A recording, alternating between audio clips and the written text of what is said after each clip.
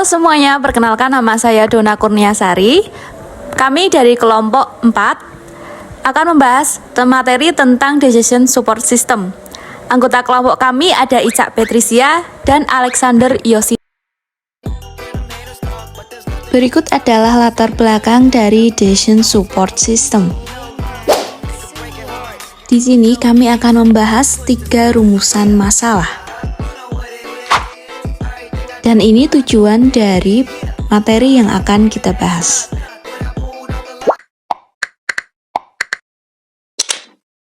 Pengertian Decision Support System.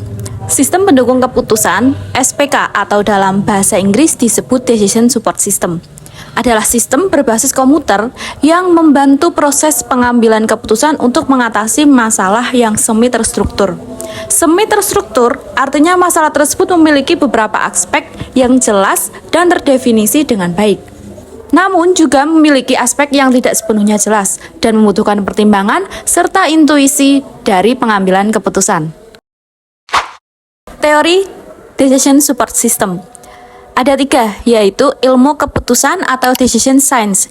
Disiplin ini menyediakan konsep dan kerangka kerja dasar untuk memahami proses pengambilan keputusan. Yang kedua, ada riset operasi.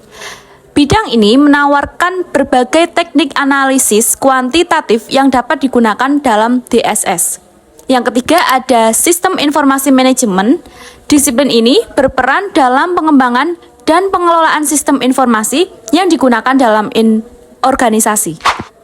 Selanjutnya, materi strategi Decision Support System akan dibahas oleh Alexander Yosi.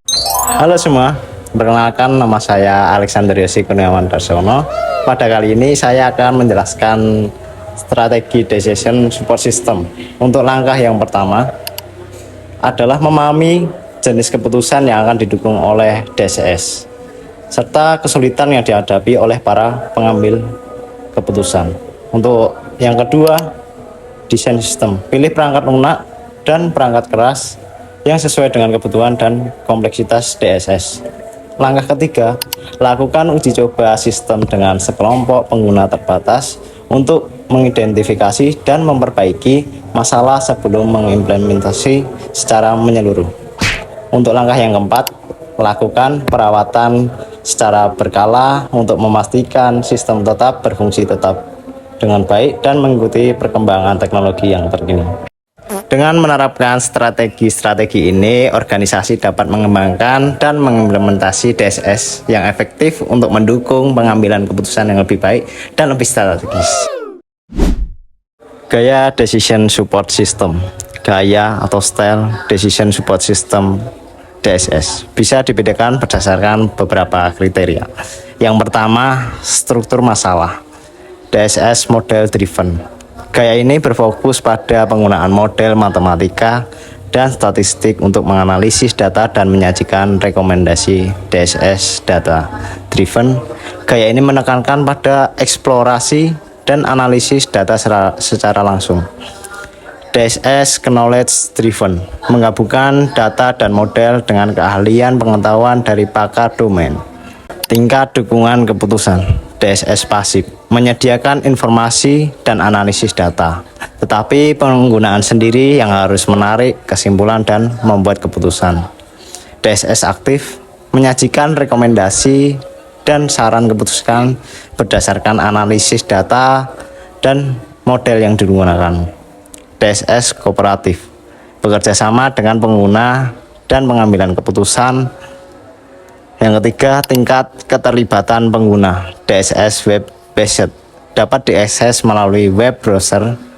DSS Executive Support System didesain khusus untuk tingkat manajemen puncak. DSS Mobile, dapat diakses melalui perangkat mobile. Pemilihan gaya DSS yang tepat tergantung pada jenis keputusan yang akan didukung, karakteristik masalah, dan kebutuhan pengambilan keputusan. Sebuah DSS yang efektif mungkin saja menggabungkan beberapa gaya tergantung pada fungsinya. Materi selanjutnya akan dibawakan oleh Kak Ica Petrisia. Terima kasih. Halo semua, perkenalkan nama saya Ica Petrisia. Saya akan membahas tentang DSS di berbagai bidang. Yang pertama adalah keuangan, kesehatan, pemasaran, rantai pasokan, sumber daya manusia. Pertama, keuangan. Sistem pendukung pemilihan investasi, menganalisis data keuangan perusahaan publik, rasio keuangan, dan tren pasar untuk membantu investor membuat keputusan investasi yang lebih terinformasi. Yang kedua, kesehatan. Sistem pendukung diagnosis medis, menganalisis gejala pasien, riwayat kesehatan, dan hasil tes untuk membantu dokter mendiagnosis penyakit secara lebih akurat. Ketiga, pemasaran. Sistem pendukung perencanaan kampanye pemasaran, menganalisis data pelanggan, perilaku pembelian, dan tren pasar untuk membantu pemasar merancang kampanye pemasaran yang lebih efektif. Yang keempat, ada rantai pasokan. Sistem pendukung perkiraan permintaan, menganalisis data penjualan historis, tren pasar, dan faktor eksternal untuk membantu perusahaan memprediksi permintaan produk dan mengoptimalkan persediaan.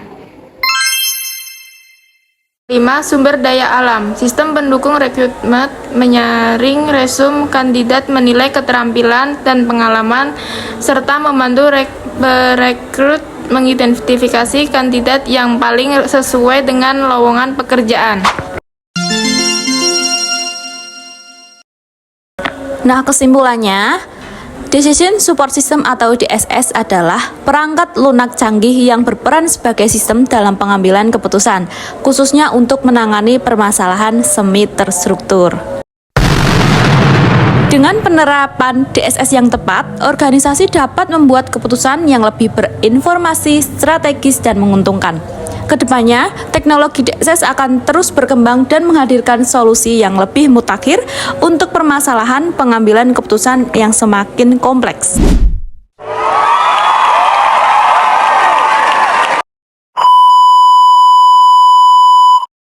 Saya ingin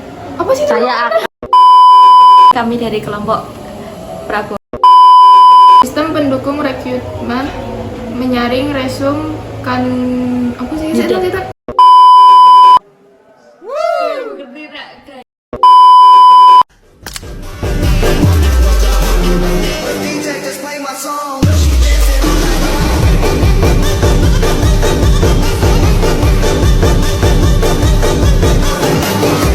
Terima kasih sudah menonton dan sampai jumpa.